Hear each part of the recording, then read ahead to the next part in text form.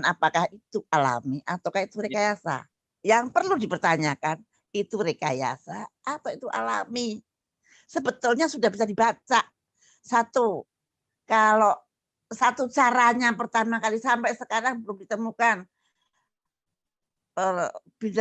virus yang dari binatang kelelawar atau apa itu ke manusia sampai sekarang belum clear. Ini apa gitu? Ya kalau seperti disebarkan begitu. Kalau karena virus sendiri pasti kan gradasi begini. Nah itu enggak. Gitu. Nah itu sepertinya itu rekayasa.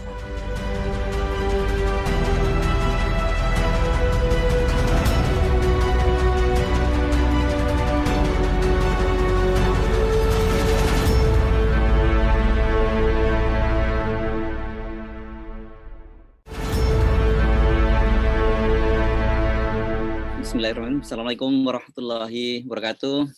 Selamat pagi untuk teman-teman yang berada di Amerika. Selamat siang sore untuk teman-teman yang di kawasan Eropa dan juga Afrika dan Timur Tengah ya.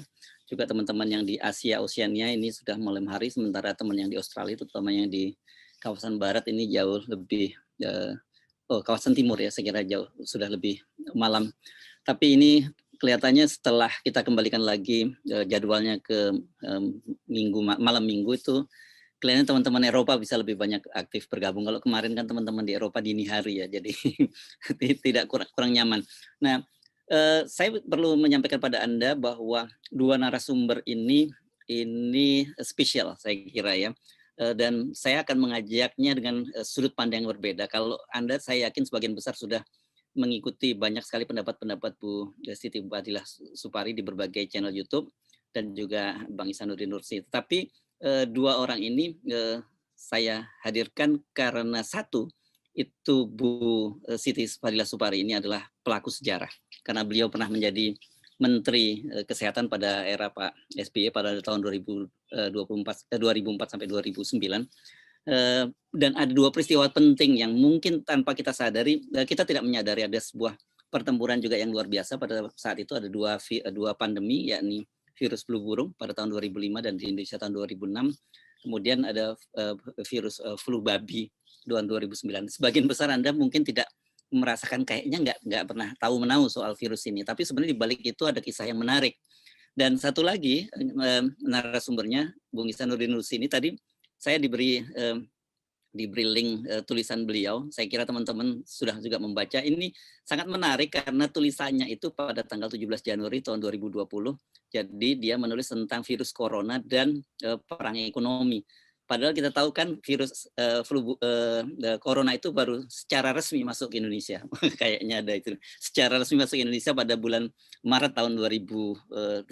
Jadi artinya tulisan Bung Ihsanuddin Nursi ini 1,5 bulan mendahului dari virus corona masuk ke Indonesia dan sudah diprediksi oleh beliau seperti apa. Saya akan mengajak Anda, ini menariknya dari sisi itu tadi. Jadi ibaratnya kalau dalam militer ini sebenarnya Bu Fadilah Supari ini ada pertempuran intelijen di balik itu, gitu kira-kira.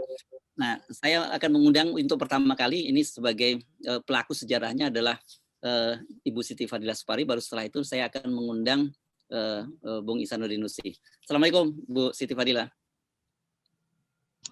Waalaikumsalam warahmatullahi wabarakatuh. Sekarang orang sih lebih bicara tentang virus corona, tapi saya sebenarnya ingin narik mundur sedikit ketika Ibu menjadi menteri pada zaman era Pak SBY ya, periode pertama tahun 2004 sampai 2009. Ada dua tadi saya sebut dalam pengantar, ada dua sebenarnya pandemi juga ya, virus flu burung dan virus babi. Tapi sebenarnya ya sebagian kami itu nggak ngerasain tuh Bu. Padahal sebenarnya itu yang orang tidak sadar nih kalau menterinya itu bekerja dengan baik dan betul, rakyatnya terselamatkan tanpa rakyatnya tahu. Coba padahal menterinya sampai waduh luar biasa. Luar biasa, dan saya sampai mengorbankan diri saya sendiri kan, dan akhirnya saya mendapat musuh yang luar biasa. Jadi pada waktu itu intinya adalah saya mereformasi WHO. Karena WHO kebetulan saya menyaksikan bahwa WHO tidak benar waktu itu, karena menyatakan bahwa di Indonesia akan menjadi epicentrum flu burung, dan akhirnya saya bisa membuktikan bahwa virus flu burung itu ternyata tidak menular. Padahal dari WHO dikatakan menular. WHO, aduh sudah seperti kayak Wuhan itu. Dan saya actionnya pada waktu, kalau di Wuhan itu pada waktu tanggal 13 Maret itu WHO mau mendeklar bahwa flu burung di Indonesia, dan disitulah saya speak up bahwa persangkaan Anda salah. Karena saya punya bukti definitely, yaitu virusnya. Virusnya tidak menular. Kenapa Anda bilang menular? Dan WHO waktu itu membawa 10 ahli untuk memaksa bahwa memang terjadi penularan human to human di Indonesia, dan waktu itu saya bisa melawannya. Dan alhamdulillah Tuhan yang menolong saya. Kalau saya sendiri saya kira nggak akan kuat. Nah, dan saya bisa mereformasi WHO. Kenapa bisa? Karena saya di belakang saya ada 128 negara yang ada di belakang saya, yang di mana saya melawan untuk WHO untuk mereformasi. Karena saya melihat suatu ketidakadilan di dalam aturan-aturan yang ada. Dan hal itu menyebabkan kami, negara-negara ketiga itu menderita, yaitu sangat mudah untuk mendapatkan pandemik. Dan kemudian aturan saya itu menang pada tahun 2011, walaupun saya sudah tidak menjadi menteri lagi. Dan itu lucunya, itu suatu prestasi yang sangat luar biasa. Saya bisa menggagalkan suatu pandemik flu burung, saya gagalkan. Pandemik flu babi, bisa saya tahan tidak masuk Indonesia. Suatu prestasi yang sangat luar biasa. Tapi barangkali Anda tahu saya mendapat kriminalisasi sehingga saya masuk penjara. Karena saya melawan suatu kekuatan yang sangat luar biasa yang saya tidak mengira begitu ya. Saya lurus aja, aku pikir kalau benar pasti benar, ya ternyata enggak. Kalau benar ya, kalau ternyata lawan itu kalau memang kuat sekali ya ada akibatnya untuk yang melawan begitu. Oke. Apa sih konsekuensinya kalau sebuah negara dikatakan kena pandemi itu kalau dari aturan WHO di masa itu? Apalagi sekarang jadi epicentrum seperti Indonesia saat ini. Aduh, so sorry. Jangan sampai dari epicentrum. Mengapa saya ngamuk itu? Karena saya sudah dibilang nanti Indonesia menjadi epicentrum. Waduh, saya betapa malunya saya menjadi Menteri Kesehatan, Indonesia menjadi epicentrum. Oh no, saya bilang, sehingga saya betul-betul berjuang dengan sekuat tenaga saya. Kalau perlu nggak tidur, kalau perlu apa untuk mikir dan karena kalau epicentrum itu konsekuensinya kita diembargo. Dan kita sekarang sudah mulai. Gara-gara orang Australia itu mengatakan Indonesia lepek-lepek sudah menjadi epicentrum pandemik. Itu orang-orang Jepang, warga negara Jepang, warga negara Saudi sudah dievakuasi. Bentar lagi Amerika mengevakuasi lah ya. Kita gimana kalau semua dievakuasi dari kita, ya kita nggak bisa apa-apa. Ya. Kalau di embargo, kita kehilangan kedaulatan kita kehilangan bargaining power, kita kehilangan segala-galanya. Maka jangan sampai.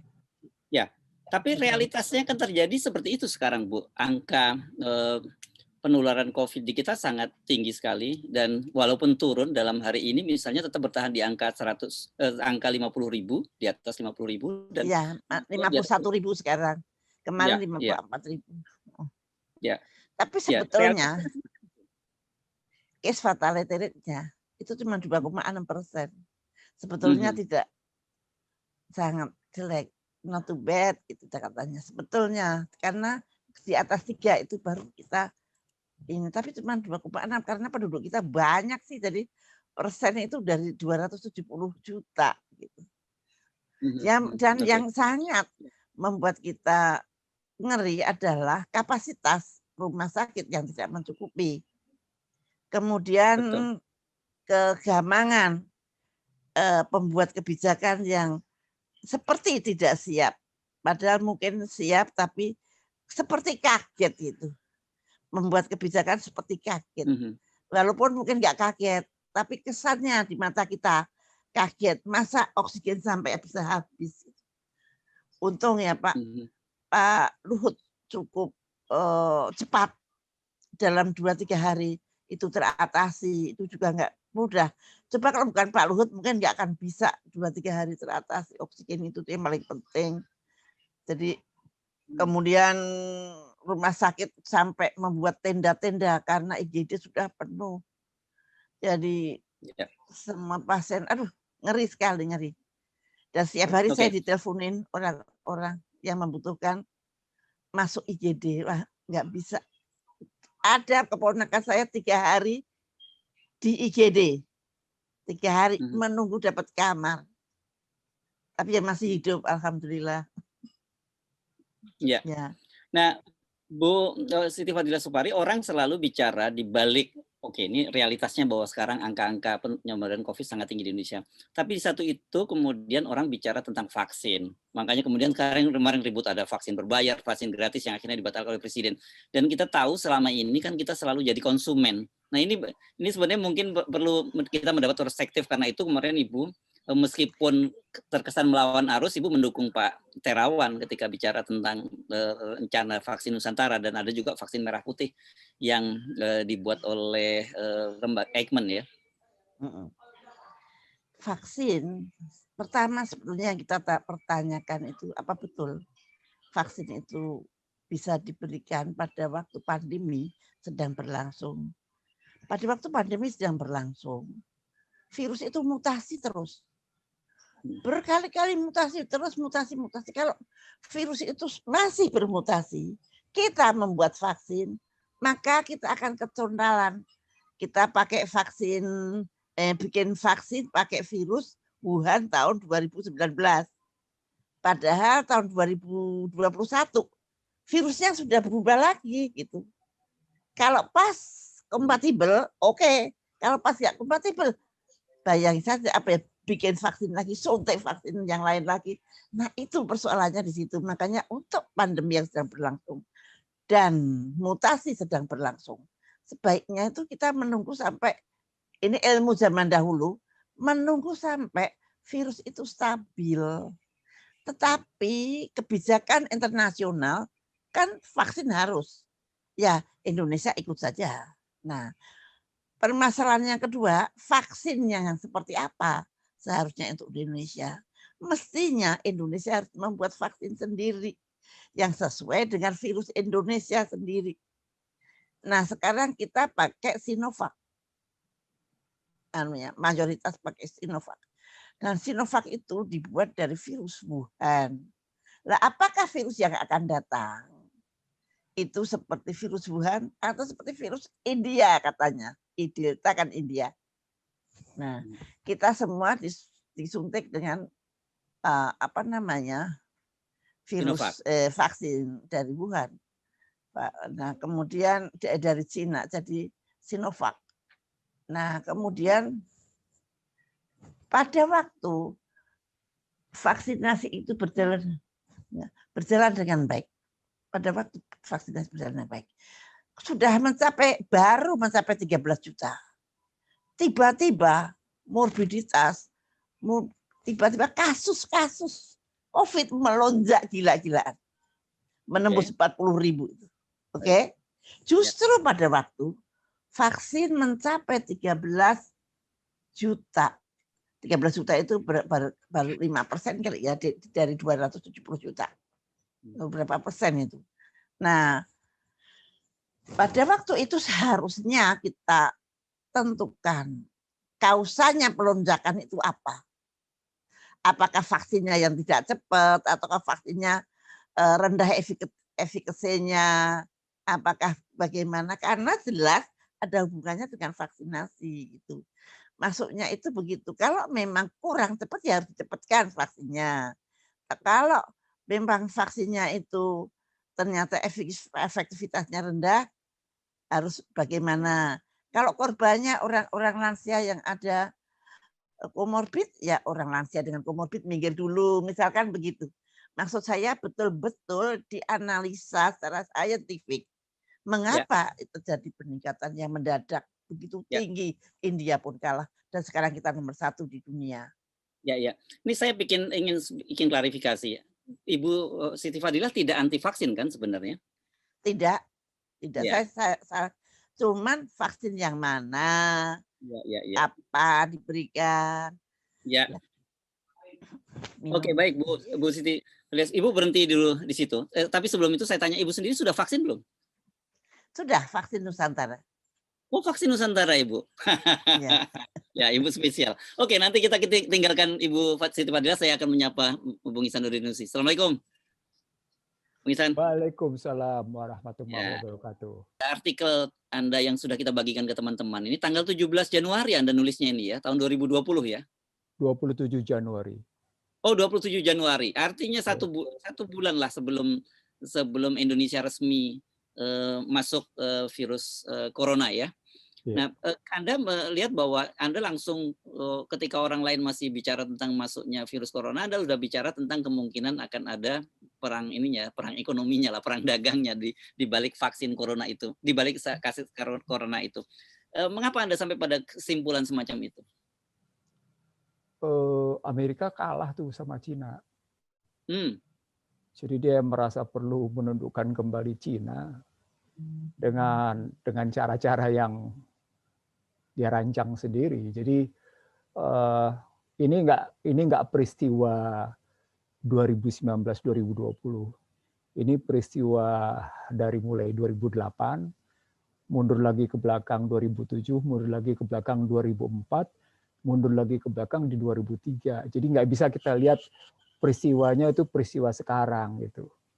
Kalau melulu hanya kita lihat peristiwa sekarang, kita akan gampang melihatnya dan kita tidak tahu ujung dari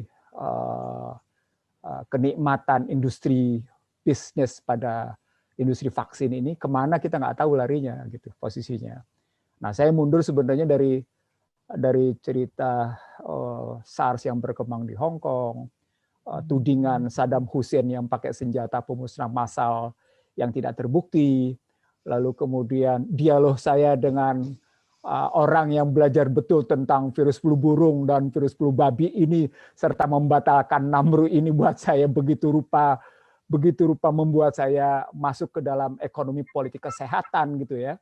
Dan saya menjadi pembicara tunggal di Kementerian Kesehatan pada akhir 2014 itu membuat saya meyakini bahwa situasi kekalahan perang dagang antara korporasi melawan BUMN itu tidak tuntas gitu dan akan terus berlanjut, dan sekarang terbukti business to people sudah demikian hebatnya gitu. Kalau pertanyaan Anda singkat kayak gitu, saya singkatinnya begitu gitu. Ya. Oke, kita lanjutkan. Tapi kan tulisan Anda tadi, Anda juga menyinggung soal adanya lembaga Namru tadi yang masa itu dibubarkan pada masa Ibu Siti Fadilah Supari dan sebagainya. Nah, sebenarnya bagaimana posisi Indonesia ini dalam situasi saat ini? Total terdikte. Jadi kalau maunya WHO dipenuhi terus kayak gini, ya kayak gini jadi jatuhnya. Saya bahkan menyebut, dengan mengutip kajian-kajian muncul di Amerika sendiri, misalnya tudingan tentang, saya ngambil contoh begini, bahwa yang namanya IMF, World Bank, dan WTO itu adalah unholy alliance gitu posisinya. Lalu saya unholy alliance kalau diterjemahkan ke dalam bahasa Indonesia itu seperti di YouTube saya sebut sebagai aliansi busuk gitu ya posisinya. Lalu saya mencoba mencari dalam perang industri farmasi, industri kesehatan ini apa? Saya dapat WHO, saya dapat WHA, dan saya dapat lagi Gavi. Ini aliansi busuk. Tapi nanti hubungannya dengan ini berisik, kenapa nih? Enggak kok, oke, lanjut saja. Oke. Nanti hubungannya nanti dengan posisi bagaimana vaksin yang tidak jelas komposisinya, yang ingredientnya dari sana itu tidak jelas, itu yang relasinya seperti diumumkan oleh Microsoft Foundation lewat WOSCAR 2020-06-06-06 using human activity body. Ini mencurigakan kemana larinya, kenapa Microsoft Foundation sampai berani mengumumkan hak patennya kayak gitu. Nah, saya di situ saya mendapat keyakinan gitu. Ini sih bukan cuma sekedar soal C19 gitu.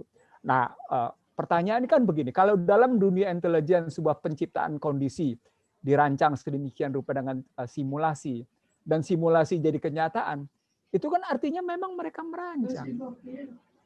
Artinya John Hopkins University itu, John Hopkins di bidang kesehatan itu, yang kerjasama dengan Michael Bloomberg, yang kerjasama dengan Bill Gates, yang kerjasama dengan David Rockefeller, itu gimana ceritanya kok bisa begitu gitu? Kan muncul pertanyaan, apalagi kita dapetin sejumlah dokumen. Saya misalnya ngebuka dokumen, katakan kita buka dokumen National Security Strategy of US 2002 misalnya gitu ya.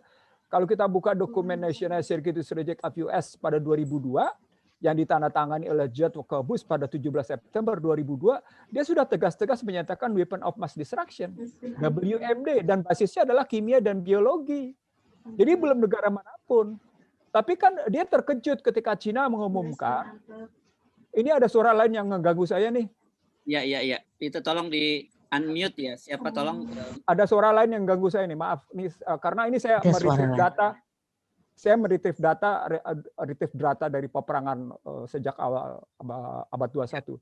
Jadi kalau kita lihat misalnya lihat pada 2004 2007. 2004 itu Walker Bush sudah dituding membangunkan musuh-musuhnya Amerika, sudah dituding seperti itu. Itu dituding oleh Newsweek, dituding oleh The Economics, dituding oleh berbagai media di luar sendiri. Tapi 2007 mereka masih bilang, no, we are still number one, kata The Economist. Artinya apa? Perang ekonominya udah tajam posisinya. Sudah tajam luar biasa tajamnya. Nah, ketika mereka menyatakan we are still number one, The Economist ini menulis kayak gitu, pada saat itulah sesungguhnya tingkat defisit neraca perdagangan Amerika makin tahun makin membesar. Dan itu berbahaya bagi Amerika sendiri. Di sana sudah terjadi kemelut sesungguhnya. Nah, 2008 jadi kenyataan. Kalah dia. 323 miliar US dollar minus dia. Nah, pada saat itu sudah terjadi perang antara korporasi melawan BUMN. Disitulah bahan saya di berbagai universitas, bahan saya di berbagai instansi pemerintah, bahan saya di berbagai diskusi seminar, saya sebut ini tidak akan berhenti di sini. Nah, dalam desain berpikir yang saya bangun lihat bangsa terbelah itu, ujungnya nanti adalah bagaimana Cina melawan Amerika dalam konstitusi masing-masing. Nah, peperangan itu berlanjut 2008 ke 2010. 2010 sudah ada pernyataan balik lagi dari mereka soal virus. Ini juga menarik nih. Kok mereka bikin lagi seperti ini? Itu makin meyakinkan saya bahwa sesungguhnya tudingan tentang Saddam Hussein yang menggunakan senjata pemusnah biologi tadi tidak ketemu. Ini mereka makin terusin. Nah, pada rentang menjelang 2015 sebelum terjadi Black Monday, 24 Agustus 2015, dunia barat dikejutkan oleh dua hal. Yang pertama adalah rekayasa genetika yang dibuat oleh Cina. Saya ulang, rekayasa genetika yang dibuat oleh Cina. Satu. Yang kedua adalah cloning monyet. Ini rekayasa genetika yang dibuat oleh Cina itu membangunkan sejumlah ilmuwan di Amerika. Ini nanti Cina kalau gitu akan bisa bikin manusia seperti yang dia kehendaki seperti apa. Itu logikanya ketika rekayasa genetika itu muncul. Begitu juga ketika mereka mengumumkan mereka sudah bisa membuat yang namanya cloning monyet. Ini juga berarti nanti mereka bisa menginjeksikan yang namanya komponen-komponen tertentu dalam tubuh manusia, sehingga nanti entar lahir orang-orang yang sesuai dengan kehendaknya, dengan karakter mereka buat gitu posisinya. Itu artinya ada konsistensi isu, saya lihat. Jadi ada konsistensi isu dari mulai 2002 sampai dengan pernyataan bahwa Cina sudah berhasil merekayasa genetika, Cina sudah berhasil mengkloning monyet. Nah, nggak lama kemudian Cina mengumumkan 3 hal yang membuat kemudian Barat nggak enak sekali. Berhenti menggunakan US dollar. Mendirikan New Development Bank. Yang ketiga yang paling kencang dia bilang, kami akan meninggalkan neoliberal. Itu di situ nggak lama kemudian dia dirikan yang namanya Belt and Road Initiative, BRI atau OBOR dikenalnya. Apa artinya? Perang ekonominya makin tajam. Sementara pada posisi tadi 2004, 2007, 2008, 2010 ini belum sama sekali tertolong. Pada saat yang sama, pihak Republik nih, Partai Republik itu digeregetan ngelihat Obama. Apa tudingan Condoleezza Rice pada saat itu. Ini Obama ngapain di tengah yang namanya Cina gegap gempita melakukan serangan habis-habisan. Anda tahu pada saat itu ketika di 2011-2012 Obama berteriak-teriak tentang TPP, Trans-Pacific Partnership untuk kawasan Asia Pasifik, untuk kawasan Atlantik dia sebut sebagai TTIP. Trans Trade Investment Partnership, mereka TTIP mereka sebut posisinya. Ini kalau dalam kajian yang muncul dan ini kemudian saya bawa di Kementerian Kesehatan karena saat itu kita sedang bicara tentang Indonesia ke depan, saya bilang ini akan terjadi apa yang disebut dengan korporasi membajak kedaulatan sebuah negara dengan model korporasi B2P langsung. Karena aturan-aturannya diberikan keleluasan pada korporasi untuk masuk langsung. Saat itu saya melihat yang namanya Google, yang namanya Yahoo, yang namanya Android sudah sedemikian rupa ngegreget masuk gitu posisinya. Dan kita tidak sadar bahwa sesungguhnya serangan korporasi terhadap rakyat itu sudah bisa dibuktikan. Misalnya pada saat itu kalau kita ingat gitu ya, bagaimana BlackBerry sudah berhasil disingkirkan, bagaimana Nokia sudah berhasil disingkirkan posisinya. Pokoknya yang minggir-minggir itu udah habis-habisan. Saya cuma ngambil contoh bahwa kekuatan korporasi mendikte masyarakat tanpa melalui negara sudah terjadi. Itu di 2015. Terus berlanjut sampai akhirnya pukulan terhadap Black Monday tidak ada artinya. Tetapi jangan salah, Black Monday 24 Agustus 2015 yang memukul Cina itu justru yang terpukul adalah Rusia. Rubel jatuh 50%, merchant to merchant deadlock. Karena Visa dan Mastercard dikunci habis-habisan di Rusia. Marah Rusia. Balasannya adalah pemilu Amerika 2016. Saya ulang, balasannya adalah pemilu Amerika 2016 posisinya. Nah, dari cerita seperti ini sesungguhnya perang yang namanya virus ini dia berakumulasi dengan perang ICT. Jadi kalau dalam desain berpikir saya yang saya buat dalam buku Bangsa Terbelah itu, dia akumulasi antara trade war, currency war, ICT war, economic war. Yang dalam model kelembagaan namanya IBRD versus New Development Bank, NDB. Jadi World Bank itu lawannya adalah NDB. NDB itu juga berhadapan dengan yang namanya Asian Infrastructure Banking, AIIB dengan ADB. Jadi Asian Infrastructure Banking-nya dibikin oleh China, head to head-nya dengan ADB posisinya. Cina membuat itu semuanya. Jadi semua dibikin dalam kerangka seperti itu. Saat itu orang masih melihat sebagai sebuah sesuatu yang biasa. Saat yang sama, sebenarnya teman-teman di Amerika ini ngelihat betul ada sesuatu yang membuat secret society, the small society di sana itu gelisah nggak karu-karuan. Lagi-lagi Condoleezza Rice yang berteriak terhadap Bill Clinton dan teriakan itu dibuktikan oleh Condoleezza Rice sehingga akhirnya menanglah Trump. Kalahlah Hillary. Yang orang lupa, kekalahan Hillary pada saat itu melawan Trump, itu dimulai dengan satu dialog cantik antara Obama dengan Xi Jinping yang bermaksud melanggengkan TPP untuk kawasan Asia Pasifik posisinya. Dialog itu terjadi 2 kali, pada cerita September 2016 dan November 2016. Di Guangzhou itu terjadi dialog menarik. Mereka saling menghormati. Kalimat penting saling menghormatinya begini. Anda jangan terus-menerus kita saling menghormati dalam mereka bilang devaluasi itu tidak terjadi ya supaya kita tidak kompetisi dalam currency war. Itu terbuka mereka ngomongnya. Bahwa mereka bermaksud menghentikan currency war. Yang kedua, mereka bilang, Anda harus tunduk patuh ya pada Laut Cina Selatan. Itu Obama ngomong ke Xi Jinping posisinya. Kalimatnya begitu posisinya. Tetapi di kedua belah pemimpin ini itu menutupi satu posisi bahwa sesungguhnya Amerika sedang dalam posisi sangat tergantung pada Cina untuk mineral rare earth sebesar 82% bagi industri IT-nya, industri komputernya, industri militernya. Nah, di sini kan harus ada yang bisa membuktikan bahwa Cina harus dipukul habis-habisan. Dan Anda mesti ingat, sejak yang namanya Black Monday sampai dengan posisi terakhir Trump terpilih, jadi hampir kurang lebih 1,5 tahun, karena nanti akhirnya Trump cabut diri dari WTO, itu pernyataan Bloomberg, pernyataan Financial Times, pernyataan The Economist, pernyataan CNBC, hampir semua menyatakan menuding bahwa Cina akan mengalami krisis ekonomi, bubble ekonomi akan terjadi. Dan itu tidak pernah terjadi. Kampanye seperti itu tidak dimakan oleh orang-orang karena Cina terus memainkan perekonomiannya. Kampanye berikutnya ketika yang namanya Cina dianggap sebagai sumber masalah bagi perdagangan, justru dibuktikan terbalik oleh Cina. Silakan Anda keluar dari WTO ketika Donald Trump keluar dari WTO untuk yang namanya perselisihan perdagangan. Tapi sebaliknya Cina malah makin membuktikan bahwa dia kuat dalam perdagangan gitu. Jadi di situ makin kuat sesungguhnya perang biologinya. Disitulah dia cari-cari kesalahan Tuhan gitu. Kalau saya ngeliat simpelnya. Ya. Nah, kalau kita sikat nanti kita perpanjang, kita lanjutkan dengan diskusi berikutnya. Nah, konteksnya dengan sekarang ini, dengan corona ini, Bung Ihsanuddin Nursi, apakah Anda meyakini bahwa itu merupakan bagian bioweapon dan atau sebenarnya ini memang ada pandemi dan kemudian ditumpangi untuk kepentingan bisnis tadi? Kalau dalam buku saya sebutnya sebagai aplikasi dari proxy, cortex and asymmetric war.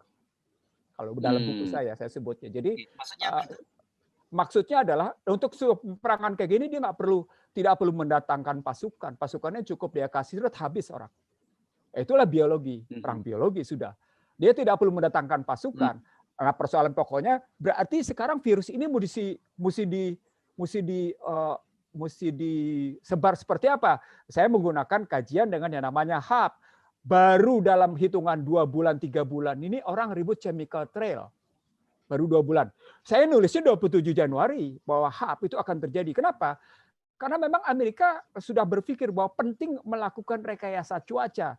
Loh, kalau orang bisa merekayasa cuaca, sebagaimana kemarin ketika kita mengalami hujan, BPPT melakukan rekayasa cuaca dan bisa menggeser hujan ke laut, berarti sesuatu juga bisa dilakukan lewat yang namanya rekayasa itu, geoengineering itu, gitu ngelihatnya. Disitulah saya yakini bahwa ini bukan perang biasa gitu. Ya. Oke, berhenti dulu di situ ya, Bung Ihsanuddin Nursi. Saya ingin minta tanggapan atau ada tambahan lagi dari Bu Siti Fadilah Supari. Sekitar ya beberapa menit, kemudian baru kita akan buka lagi. Kan kita buka dialog para. Iya, ya memang saya kenal dengan Bapak ini dari tahun berapa lama dan dia cara berpikirnya memang luar biasa. Baca bukunya banyak sekali dan yang dikatakan dia itu ada yang saya tidak tahu, tapi khusus dalam segi kesehatan yang saya lihat, memang bahwa pandemik itu bukan yang saya kenal, itu bukan pandemik yang biasa, bukan pandemik yang alami. Menurut saya, dan termasuk yang COVID ini sebetulnya. Kalau kita ungkap lagi, misalkan pandemik itu harus memenuhi syarat, misalkan ada infeksi dari hewan ke hewan, dari hewan ke manusia, dan dari manusia ke manusia. Tapi sampai sekarang COVID belum tahu dari mana sih pertama kali infeksi itu terjadi. Nah itu masih antara Amerika dengan Cina masih berantem, sodok-sodokan ke sana. Menurut saya, Cina maupun Amerika itu adalah korban dua-duanya yang agak berbeda begini. Makanya dua-duanya korban dari suatu kekuatan yang saya nggak tahu. Oke, dua-duanya korban Bu, maksud Ibu. Jadi ya, jadi kalau dua-duanya bahasa kalau Bapak tadi kan kayaknya kan seperti Amerika dengan Cina, tapi menurut saya dari pihak ketiga yang saya nggak tahu yang mengatur itu. Apa dasarnya keyakinan semacam itu atau dugaan semacam itu? Saya tidak bisa menceritakan di sini ya, barangkali pandangan saya karena pada waktu flu burung, apa yang saya lihat pada waktu flu burung, flu babi dan ini agak sama, agak sesuai. Saya jawab, Bu, saya jawab. Gimana? Bu, ya. Saya jawab, Bu. Ibu waktu menghadiri konferensi Badan Kesehatan Dunia WHO di Wina, Ibu berhasil ngebongkar kecurangan industri farmasi di Amerika, Bu, ya? Ya. Oke, itu cerita Ibu yang sangat kuat tertanam pada diri saya. Jadi ketika Ibu bercerita demikian 128 negara seperti terperangah ketika Ibu ngebongkar kecurangan industri farmasi Amerika di konferensi di Wina itu, maka pada hakikatnya bisa kita lihat, saya sebut dalam buku saya, sesungguhnya ini persoalan salah satunya persoalan farmasi. Nah ya, tapi itu kan bukan government, bukan United States government. Betul. Artinya kalau kita lihat dalam kondisi kekinian posisinya, kita memang akhirnya melihat Amerika memang bukan soal government-nya. saya ya, tadi saya korporasinya ya. Ya. Tapi government-nya yang saya ceritakan government itu government Amerika dan government China itu sama-sama menjadi korban dari korporasi. Oke, mungkin saya nggak terlalu, saya tidak pintar dalam hal gitu. Ya,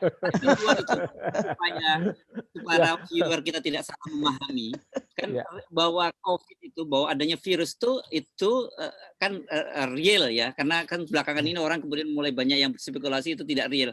Tapi apakah itu bioweapon ataukah itu alami, itu soal yang berbeda gitu kan ya, Bu ya? Bagaimana tadi?